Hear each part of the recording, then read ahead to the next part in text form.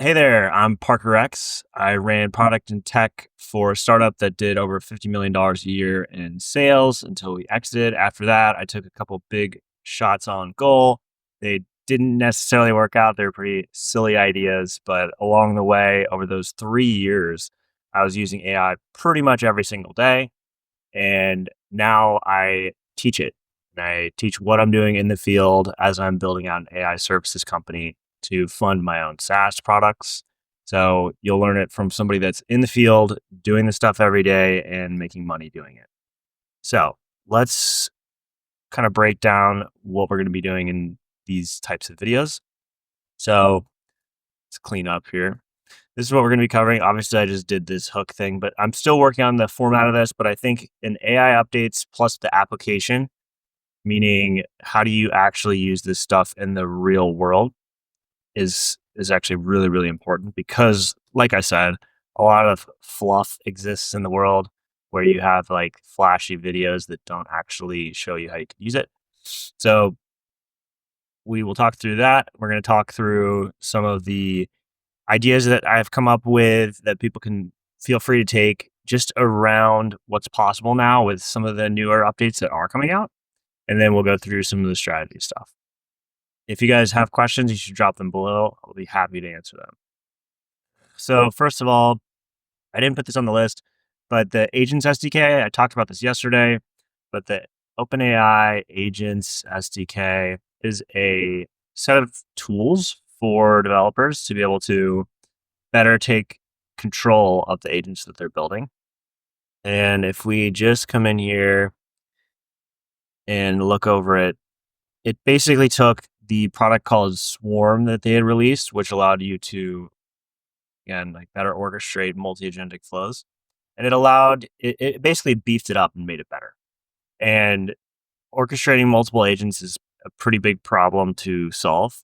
And there are a bunch of different tools in here. Like they brought in the web search, they brought in file search, they brought in computer use, they brought in some other stuff on the actual platform where you can see the traces of how things are going. So if I go into the the dashboard, you can see traces.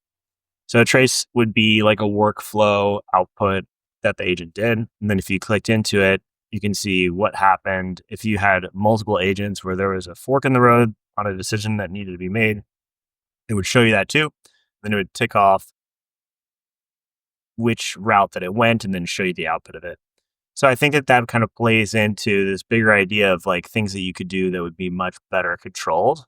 And in the multi-agentic world, you basically, I like to think of everything as like a process flow, and this will play into the next section. But in Perplexity's case, you have the user types in this box. So you have a search, and that would be agent number one, where it's the query. And then when that search goes off, you would have something that's going and it's actually kind of reorganizing the search engine results pages. So that's when a CRP is. So that would be the second step, is kind of sifting through those. The third step would be a summarization.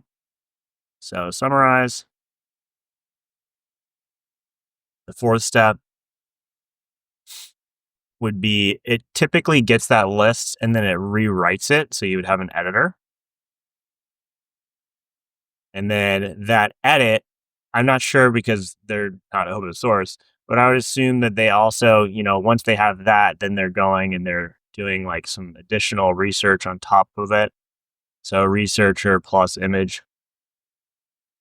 And the researcher might be responsible for filling out all the follow up and follow on questions.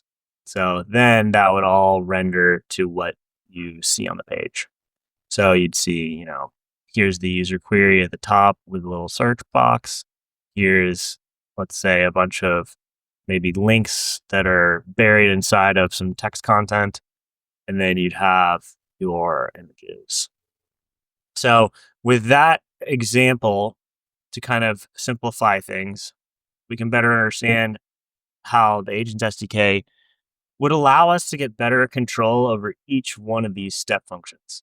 And I've personally run into this problem. It's a big reason why I was not able to get a successful launch out of my product called Map was because each one of these steps is harder and harder to kind of get like deterministic answers upon as you stack more and more and more of them.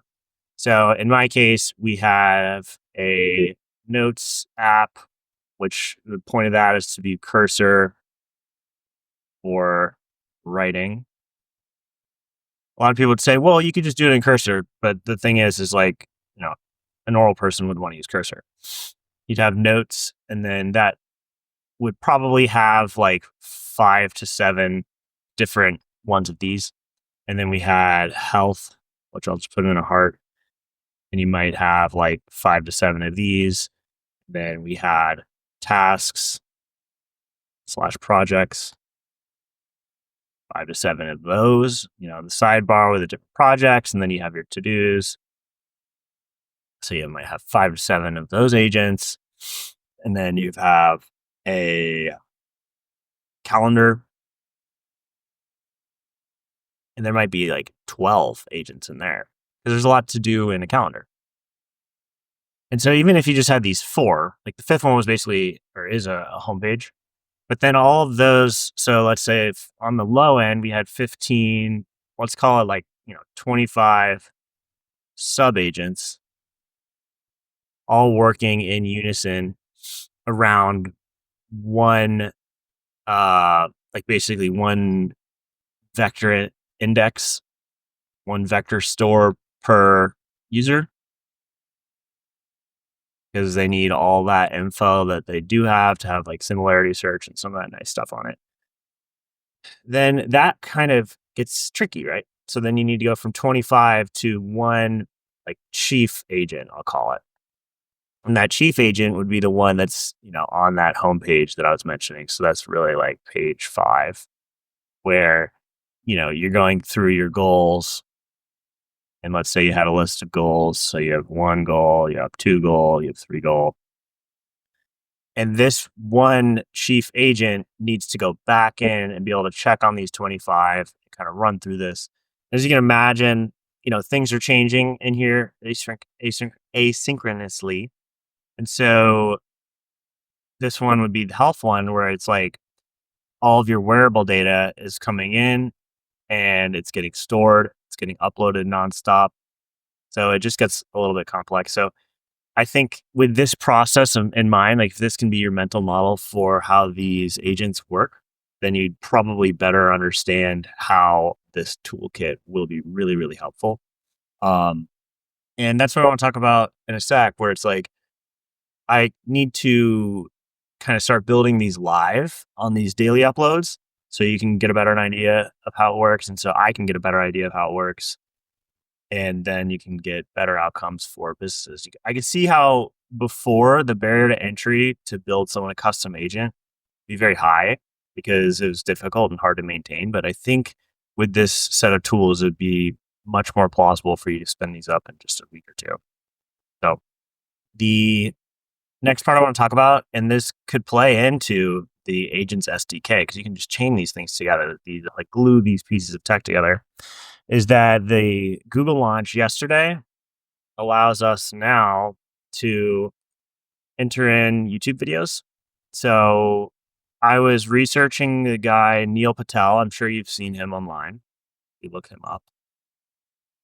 I came across a video yesterday where he talked about his journey from 0 to $100 million. The guy's insane, by the way. Like he made like his first 100K a month, I think at the age of like 18, which is just insane.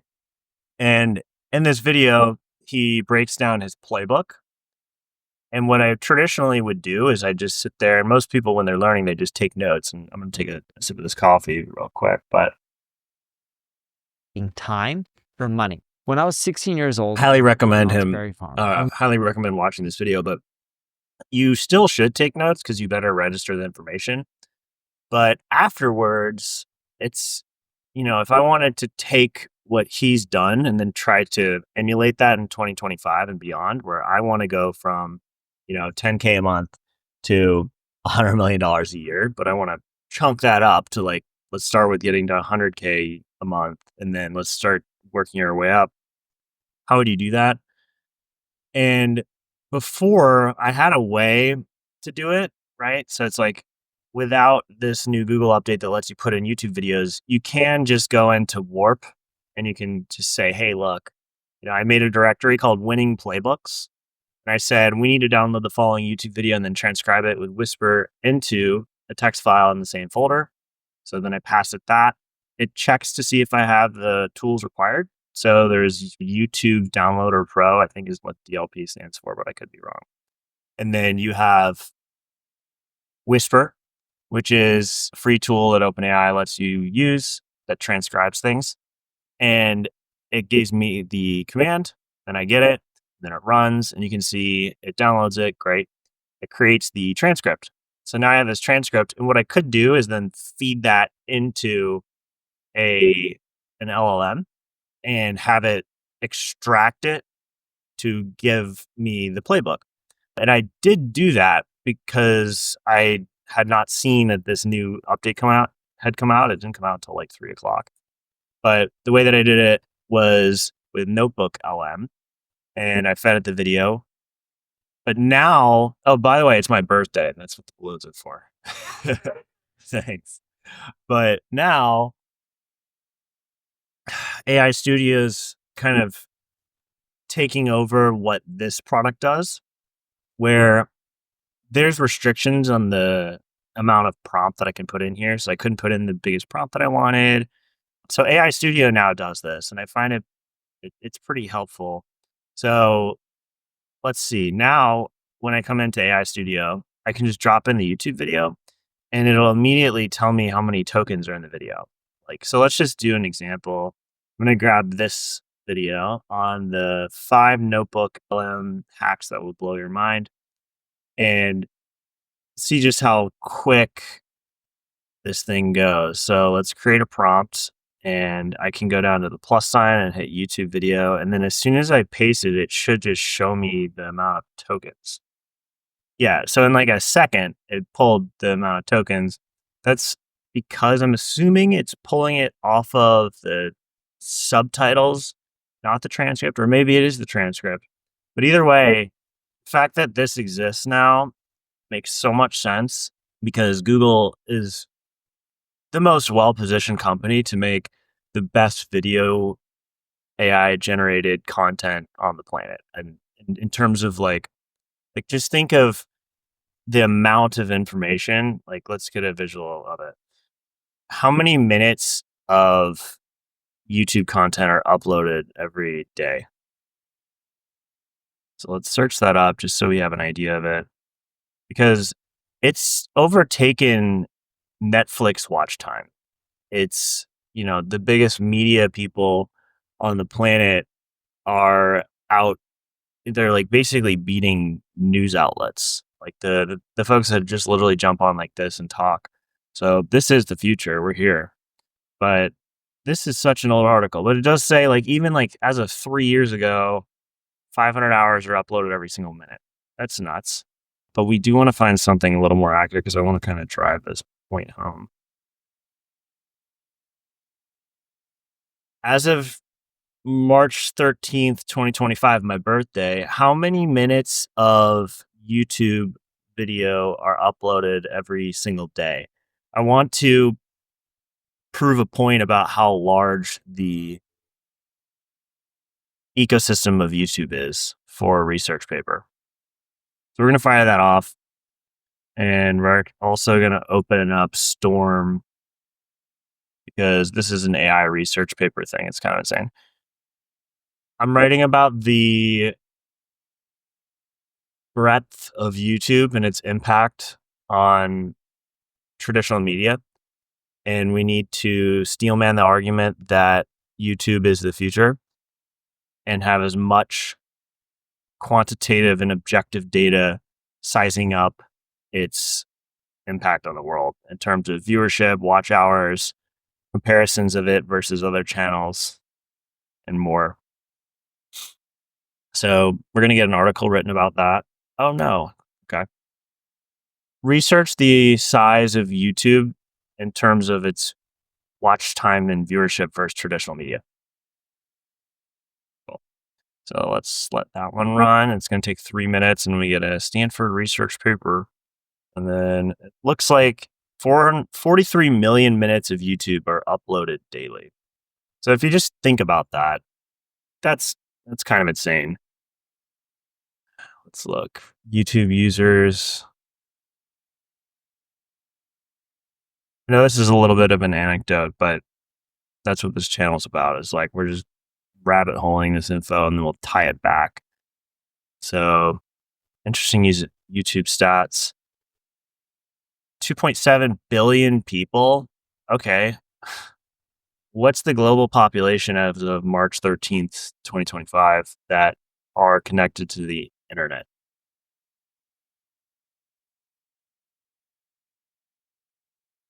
I just want to see as a percentage how many people on planet Earth that have internet. So 5.56. So what? A little under half the people in the world that have internet. Oh man, there's more people on YouTube than there are people without internet. That's good. So 93% of population is online. Wouldn't that be? It's funny. It doesn't really. I guess that's regional, but that stat would conflict with the one above it. So, anyways, let's check and see if this research paper is done. I need to share the motivation. We're steelmanning an argument that YouTube is the future of media by comping it against the previous companies or media outlets. And you can see, I mean, I hope by seeing how I kind of work, you can see the breadth of tooling that AI has. Like we went from let's see how many tokens they have to I think this is really meaningful for them because they own YouTube, because they own so much video. There's probably somewhere deep in a terms of service that allows them to do whatever they want with that. So the summary, it looks like it launched in '05. Yep.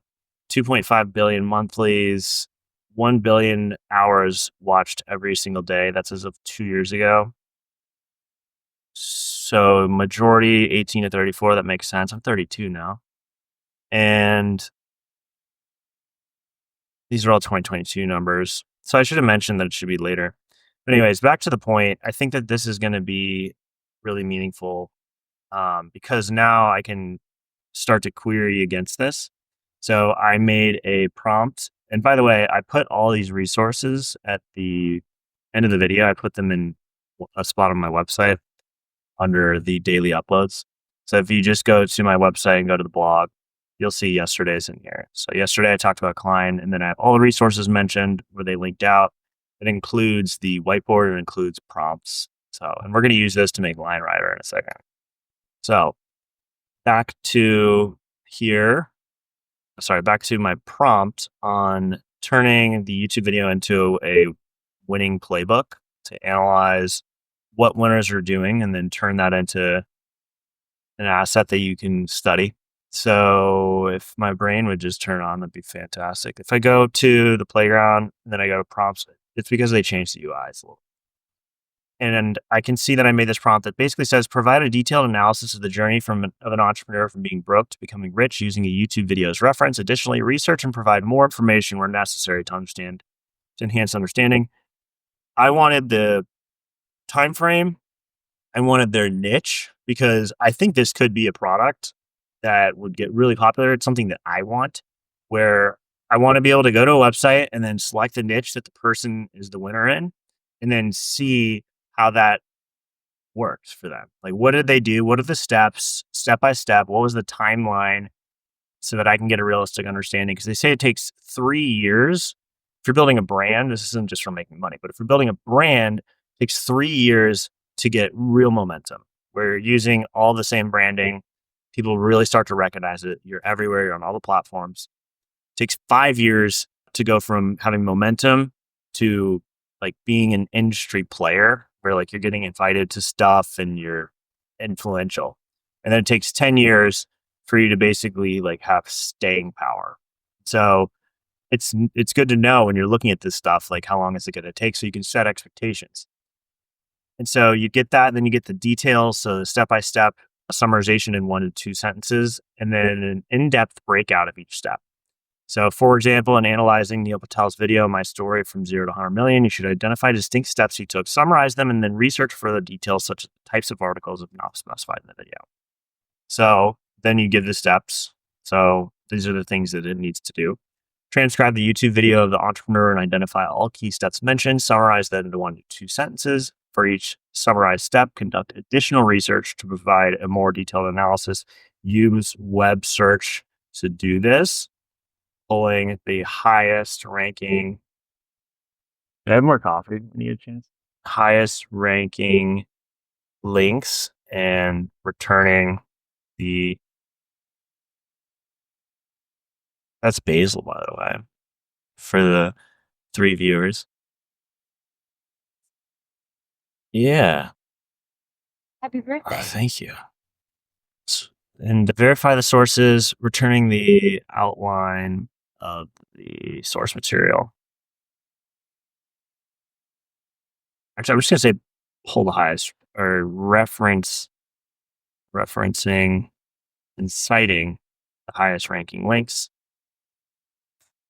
Verify the sources if they don't have sufficient detail. And then the output's a 1-pager. So this would be really helpful, right? And I do think that this, output format, it would be structured output with JSON, and then you could just like plug that into a front end. But let's take that. And in the old world, what I do is not old world, literally like as of yesterday, this thing's new.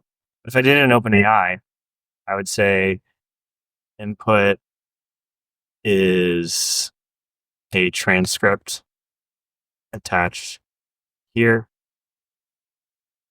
And I just grab that transcript that I had manually output. So and I'd grab this and I'd put it there.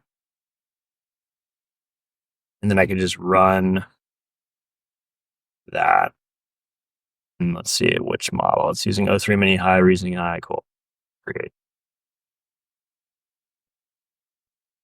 But with the new version in AI Studio, we can kind of comp it, see how the chat playground with OpenAI works using a transcript versus not having to do all those steps that I did before the video. Should I be just put, well, I kind of need this prompt. So I'll grab this and I'll put it over here. Actually, I'll put it in the system instructions, but I don't need, there it is. I don't need this part. So I'm going to peel this out because it's going to be using the built-in transcript and put the video in your message below. Just put this here. And we're going to use their Flash Thinking because this should be the best one, basically the newest. Ooh, what's Learn LM 1.5? That's new. Learn LM. I love that all of these are just free. It's kind of crazy. Multimodal understanding, real-time streaming, latency. Use case, processing 10,000 lines of code. Yeah, so we do want to have a tool call, so grounding with Google search. And we're going to put the temperature down because we don't want any creativity. We want it to just do the thing we're asking it. So let's compare these two. And we already have one output. Scooch this over. Okay, below is a 1-page analysis of an entrepreneur's journey from struggling to poverty to building a multi-9-figure digital marketing empire based on a detailed review of a representative YouTube video transcript. Yep. Overall duration, approximately 10 years from the breakthrough days as a 16-year-old in low-income circumstances to establishing a robust business generating 9-figure annual revenues.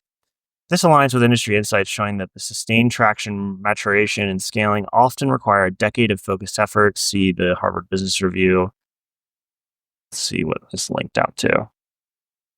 Okay. So it didn't give me a specific link, so that's kind of lame.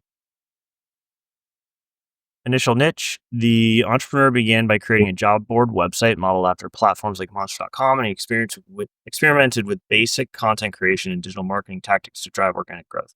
He now operates within the digital marketing and performance-based advertising space, running a full-service agency. I would want to have like more information. So initial and current niches, current niche with basically business KPIs, if applicable, if possible. And then we'd say current niche. Oh, initial niche at the start of the journey. We want to swap those around because that would make more sense. I want to see where he started, where he ended. I want to see the path. I think also a good one would be uh, a a timeline of basically the duration. So timeline displaying years in business and revenue or profit generated by year. Example, year 0 through 1, 100K a year. Year 1 to 2, 250K a year, and so on.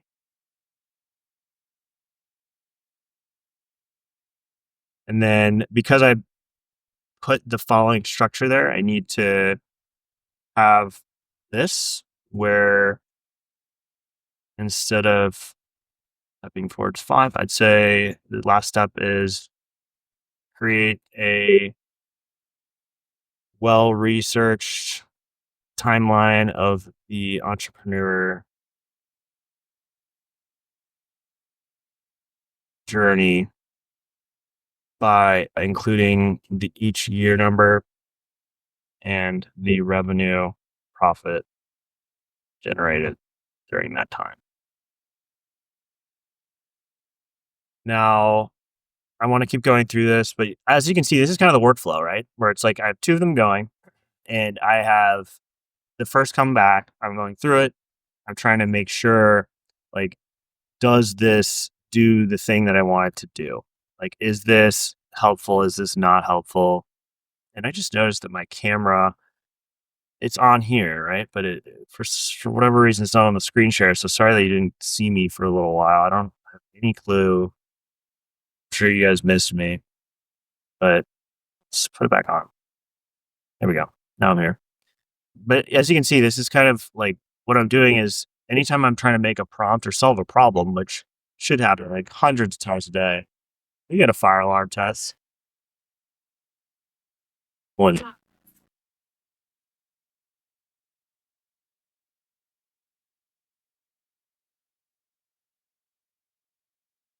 Okay.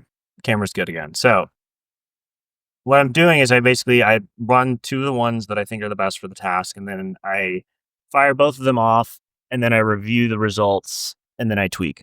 So we've already made a tweak where we added a timeline, and now I want to go through and keep finding if there are issues in here. So for the links, I know that we didn't actually have the proper ones, at least for that first one.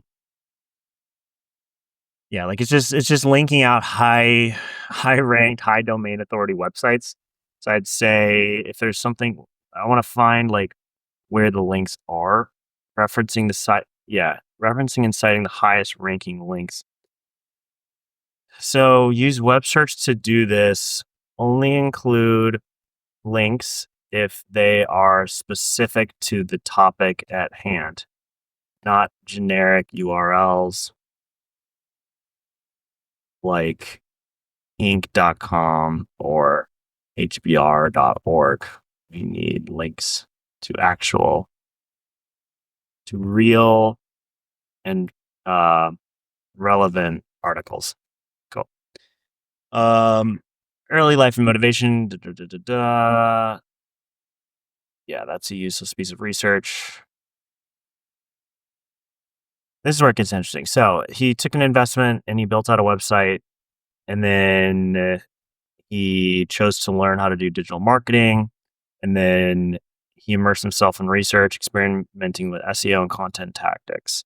So this would be another one where it's like, I don't know what that means.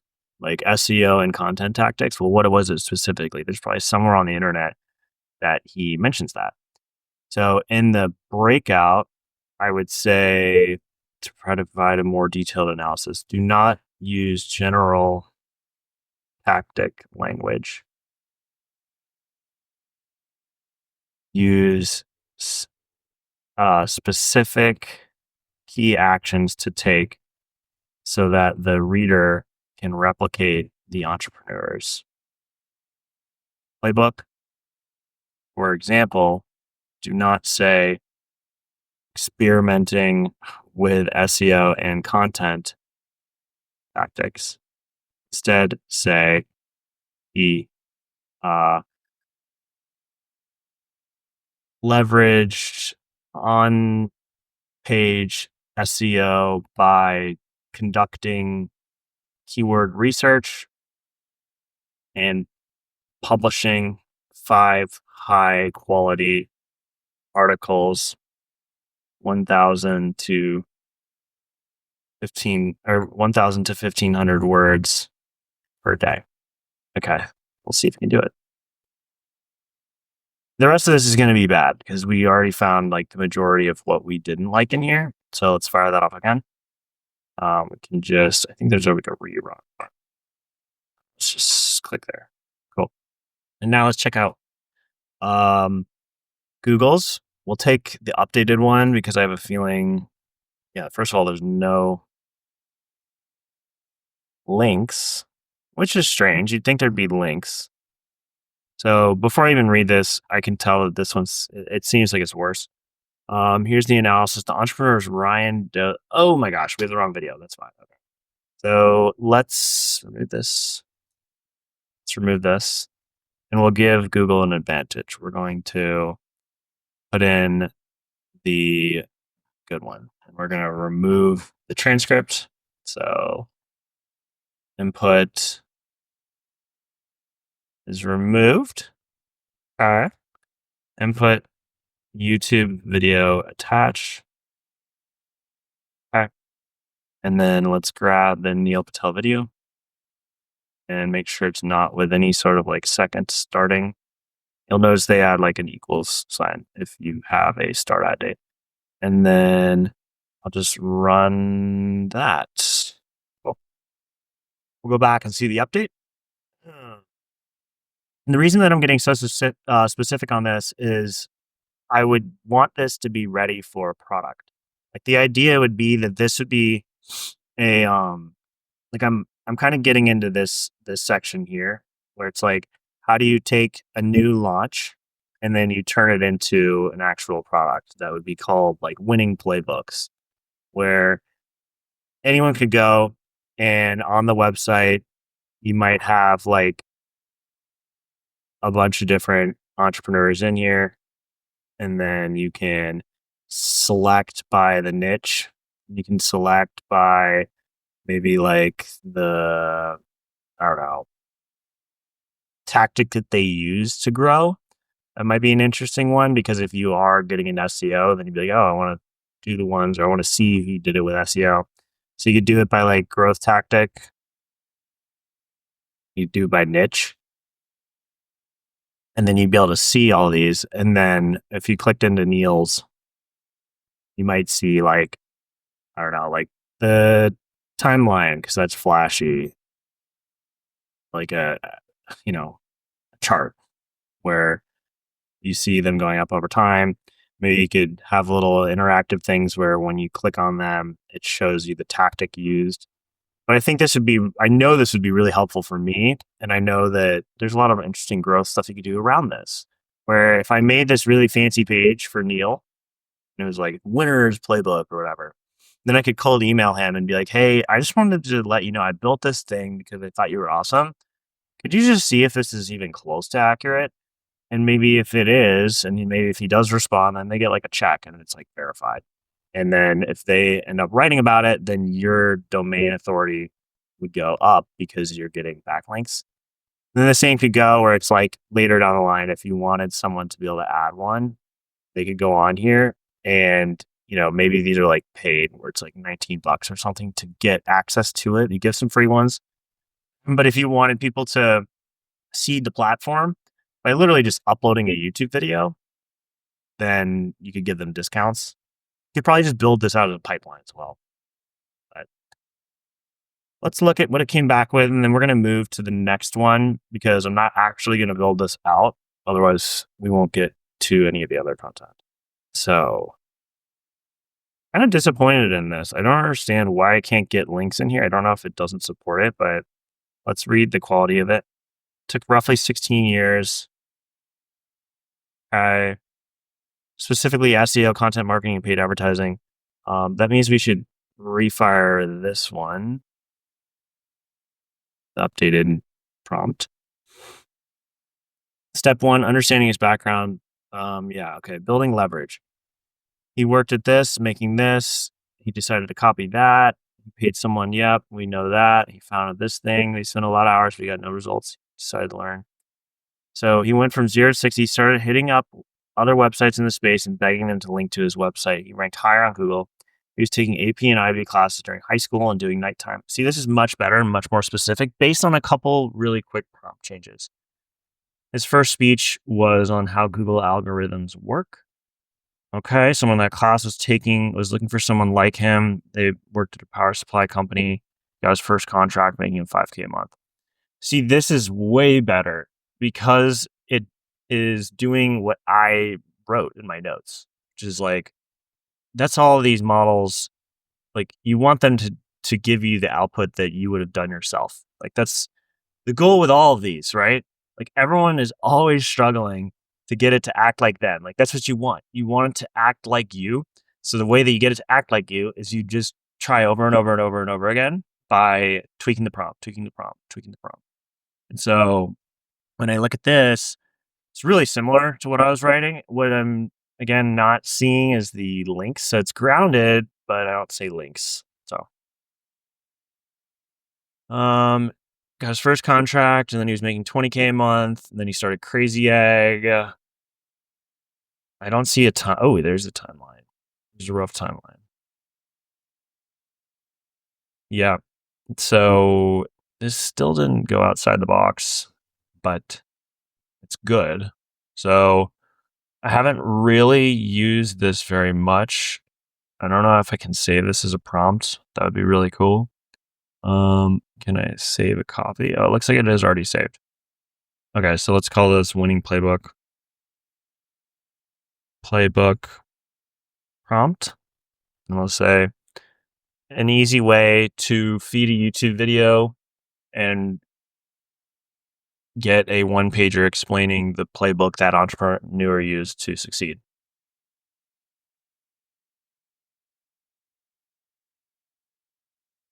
Okay, I think that's good. Do you think that's good? So let's do one last review and then we'll move on. So we've got to build some stuff. Okay. Additional insight. This formative stage was about mindset and it was about resource allocation, a principle detailed in.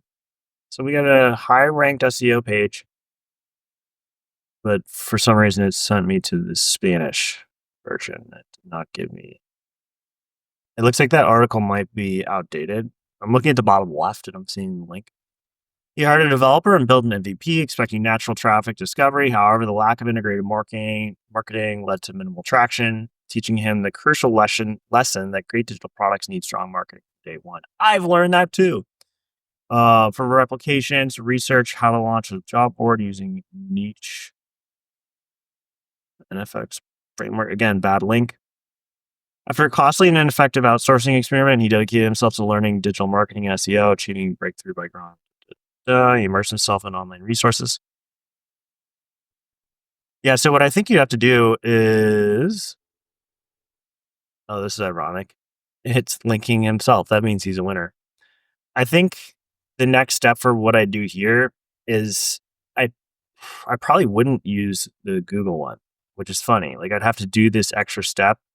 So I like this, but I think in order to turn this into a product, you would have to do a couple things. I think what we always do when we want to make something. So if this was a product, which I think I'm gonna make, just as I'll like include this as a part of the daily upload, but it'd be like winning playbook dot AI, whatever. You can go buy the domain. I don't care. I'm not gonna get it. And then step one would be YouTube download. Step two would be YouTube to text. And the tools you use here are YouTube, DLP, and Whisper. And this could be done in code. This could also be just done on make.com or N8N because it's self-hosted and or not, it's cloud hosted. You don't have to do anything really. And then after YouTube to text, the next step that we did was we did an API call. So this would be an O3 mini I prompt,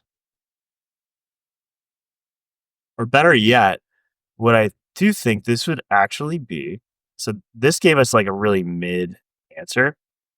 So this would actually be an agent, and we could probably use agents for all of this. But it would be agents SDK with web research, because I think it'll give us better outputs with actual links. And then once we get that, I'm assuming if we fire that off and we use the agents SDK, then we should get better links. We already have the transcript here. We'd be prompt injecting the transcript. And then we should get the output just like this on the right. So then we take the response and we could plus it up. So we might do like after we get the response, then there'd be maybe like this is 3A. So 3A would be agent SDK with web research. So that gives us the initial version of it. And then 3B be really like refinement. So agents SDK edit slash plus up. So if you came back and you saw that it didn't have the stuff you want, like I see here, then I could put in, hey, read through you're the editor of a draft for a website called winningplaybooks.com, and you're on deadline. You need to get this out. The quality's not quite there. Your chief editor is waiting for you. Here's the following things you need to do. Here's the expectation. Here's the tonality, all those sorts of things. That would be kind of like the editor and plus up.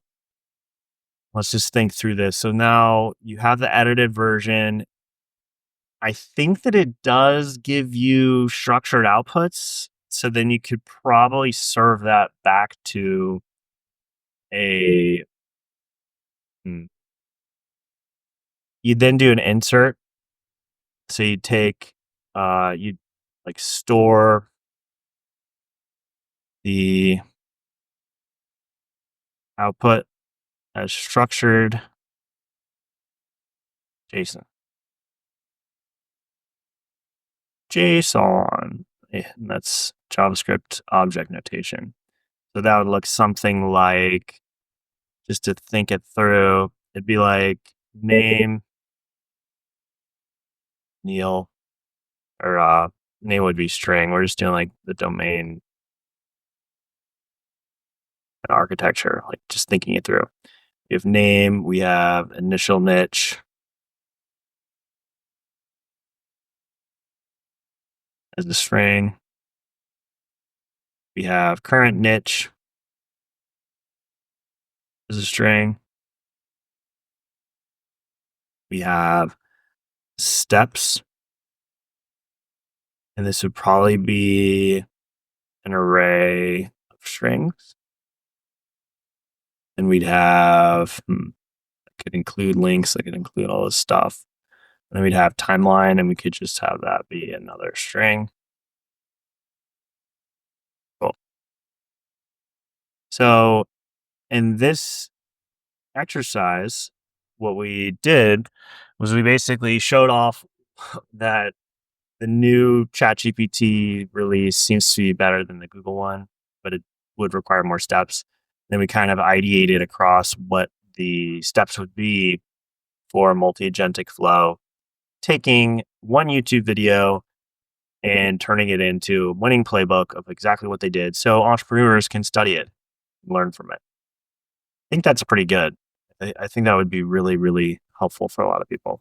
So that's that. Another idea that I had was as I was looking at the Agents SDK, I was really curious. I'm like, what's like a really random but useful thing that you could build that would automate maybe even like an entire job, um, or like most of it.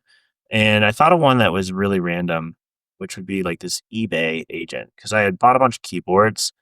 And anyways, I didn't use one of them, and I had this fancy keyboard that was literally gathering dust. And I'm like, okay, it's time to sell this so I can get a better camera. And the process of doing eBay has a few steps in it that I think you could just make agents for. So let's scaffold that out real quick. And the way that I do this when I'm thinking about it is it's just standard. It's like, what are the things that I do when I want to get something done? And then you just translate that into tech. So for the eBay agent, oops, need to remove that button. Something on this little pen that really screws me up sometimes. There's a button on it that's, I don't know why, but it like locks itself into scribbling. So if you did an eBay agent, come on. There we go. If you did an eBay agent, and there's entire like stores. I don't know if you guys have these where you live, but there's like stores that still exist where it's like, oh, I'm an eBay guy. You can come by. But you basically create listing copy, and that includes the title, that includes the description, that includes the it's really that. And then you'd have other fields that's like condition, you have photos, you have price. So there's really, I mean, this is kind of it. And if you wanted to just automate most of this, you could probably get away, depending on the access in their API. Like a best practice when you're selling something to figure out the market price is that you go to sold. So you go to sold items, and then you can see what's actively trading. So in the case of like a keyboard, I had like a Moonlander. Those are trading at $250. So you could probably, based on their API, if not, you could use computer use. You could go and see, like, ideally, I would just have some sort of interface where I'm uploading a photo. Like, not even an interface. I think even better than that is like, I ideally want to text the assistant photos and product name. And then I should get back the draft. I should get a draft back basically with the price. And it should link out what the competing prices are so that I can know pretty much exactly that. So instead of scribbling, I'm just going to do like the ideal flow would be text the eBay agent, receive a response with the listing draft, price researched, and then you'd say yes or no. If no, what changes, and then confirm go live. I think that'd be a pretty good example where it's like I was trying to denote that these were different people, but yeah. So I think that would be actually really, really helpful where it's like you do this in like 2 seconds and it'd just be done. So that's an idea for you guys to take if you want. What else? So on the strategy side, um, getting to 100K a month, how do you do that? So I've done different types of work, some with lower leverage than others. And I've been trying to think like, how do you get the most amount of leverage? And especially when you're doing like contracted work, because you're still trading time for money or you're getting a massive multiple on it. And what I mean by that is like when you do it by project, because if you're really good, it should take you way less time. So like my kind of V1 of this was software, custom software dev. And when I was doing it, it's like high paying. Like you can make 20 to 30K in, a little bit over a month, be even a month. You could probably get away with like 25K a month, depending on the customer. But the leverage was really low, meaning like as soon as I went to a new customer, you start from zero, which is not good. And then now the V2 that I'm looking at is like, okay, well, maybe the make.com and N8N world is good. Or maybe you could even templatize like chat bots or RAG. Because when you look at Upwork, there's a ton of these. They pay pretty well. Like pretty well, meaning like 8 to 10,000 a month, or per project. And then you could pick those off. And I do have templates for that. So it's just kind of a thought experiment where it's like, how do you get like you basically want max leverage where if these are projects and you're jumping from one to the next, you basically never want to have it be like totally custom where you're not using anything. This if even if you got like just 5% is reusable, that's still horrible. Versus what seems like the highest leverage stuff is really like these make slash N8N, where your leverage is you might be putting in a ton of time up front, but after you do it, if I complete the project at 100% and then I go to the next one, in most cases, it's going to be like 90% of the work's done because you've built the automation out. It's a very deterministic thing. It might be like, um, turn website leads into proposals where maybe the user goes and they fill out a little form, like a quiz. And then instead of getting a phone call or instead of it just sitting there, instead of putting them into a funnel and then later hitting them with some custom proposal, they get a Panda doc. I stole this from Nick Sarave, I think is his last name. But I did this and it was fantastic. And all you'd have to do to change this is basically like the inputs. So your instead of pointing the or having questions or specific to one niche, you just change it. So that's where I'm going now is like going after those. I also recognize that when you're early on a platform, you need to kind of pick quick wins so you can get the ratings because they have their own SEO. And that brings us to the last piece on here, which is SEO keyword research. So something I learned just from that guy, Neil, that we were talking about was how SEO goes beyond just Google. Google only accounts for 17% of searches, which I thought was crazy because search exists in other platforms. Like Amazon has a search engine. Um, Kind of crazy to think. Obviously, there's TikTok. Obviously, there's Insta, and now ChatGPT is really chipping away at it. But what he mentioned is this quote from the uh, CEO of Alphabet, where anytime you type a keyword anytime you type in a keyword, as Google, we have gone and stored billions of copies of pages in our index. Anytime you type in a Just keyword, listen to it. as Google, We have gone and stored copies of billions of pages in our index. We take the keyword and match it against the pages and rank them based on 200 plus signals, things like relevance, popularity, and how other people are using it. Google's looking at a lot of things. So when you're doing keyword research, don't worry about the 200 factors. I know a lot of SEOs talk about them. I'm going to break it down so it's as simple as possible and you don't have to worry about each and every single algorithm change or factor in the algorithm because it's just too complicated and it's just overwhelming. As I mentioned, picking the right keywords will make you more money and picking the wrong ones will hurt you. My last startup, I was getting roughly 4 times more traffic than my competition.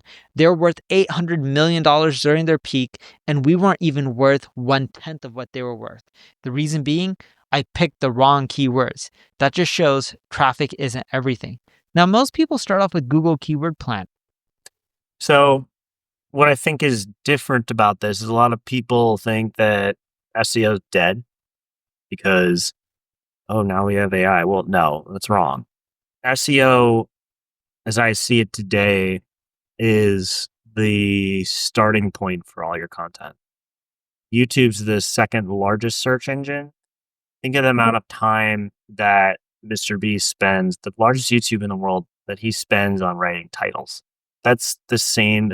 He's doing SEO for YouTube. It's a mixture of psychology and SEO. Like you can game it one way with search intent, where you're answering questions to people's problems, and that's an okay strategy. I think that if I want to figure out how do I connect this Bluetooth device, and there's someone that answers that question, and it's really well done, I might subscribe. Probably not, but I think it's important. And what I'll be doing moving forward is kind of nailing these keywords out because there are automations that I can use with my, HITL, human in the loop, where I can check to make sure that the automations are making blog posts, making scripts, making um, outlines that sound like me, but they'd be grounded in the keyword research. So I think I'm gonna actually. Well, said I was gonna wrap the video, but we're gonna have to do the line rider thing tomorrow. So that's something you can look forward to. I think we did cover some good stuff. We went through a couple different multi-agentic flows. We went through this idea of leverage. We went through a couple pieces of news. And then what I'll do for you is I'll put all this stuff on the site, like I mentioned. So make sure you go to parkerrex.com/blog. You can see all of that there. And then if you want an inside look into some of the stuff that I'm doing, you can go to school page. It's free. Looks like we got another member that just joined, Siobhan O'Neill. And I'll be putting this will be free. I think the way that I'm going to go about doing this is that this will be a totally free resource. But then when you go into the classroom, this is how I make money. This is where, if you want the better stuff, then you can pay for it. But by making it free, I think I'm going to build better goodwill with an audience. And then over the long term, my brand will grow a lot faster. It's literally what Neil Patel said, where he's like, the way that I blew up my brand was I made tons and tons of valuable content that was free, and my free stuff was better than what people charged for. And then he also had an info product business. He did mention that his info product business peaked at 600K a year. But like, if I get to that, I can worry about it then, and then take that 600K a year and put it into um, different avenues.